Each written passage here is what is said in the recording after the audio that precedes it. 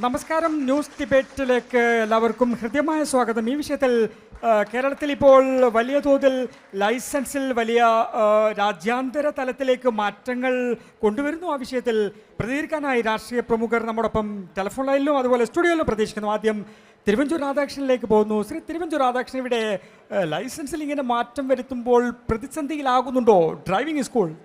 Driving school നല്ല ഒരു സിനിമയല്ലേ, ഞാൻ എത്രയോ തവണ കണ്ടതാ. തിരുവഞ്ചൂർ, ഡ്രൈവിംഗ് സ്കൂൾ സിനിമയെക്കുറിച്ചല്ല, നമ്മളിപ്പോൾ ഡ്രൈവിംഗിൽ വന്ന ഈ നിയമ വ്യത്യാസങ്ങളെക്കുറിച്ചാണ് ശ്രീ തിരുവഞ്ചൂർ. ഒരുപാട് മാറ്റങ്ങൾ വരേണ്ട കാലം അതിക്രമിച്ചിരിക്കുന്നു. കാരണം ഈ വർഷം തന്നെ എത്രയോ അപകടങ്ങൾ നടന്നു. ഞാൻ കൃത്യമായിട്ട് പറയാം.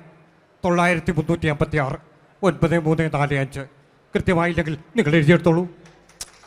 CPM സംസ്ഥാന സെക്രട്ടറി MV ഗോവിന്ദൻ മാഷിലേക്ക് പോയിരിക്കുന്നു. ശ്രീ ഗോവിന്ദൻ മാഷ്, ഇവിടെ ഈ നിലയിൽ നിയമങ്ങൾ പരിഷ്കരിക്കുമ്പോൾ അത് ലോകം ശ്രദ്ധിക്കുന്നുണ്ടോ?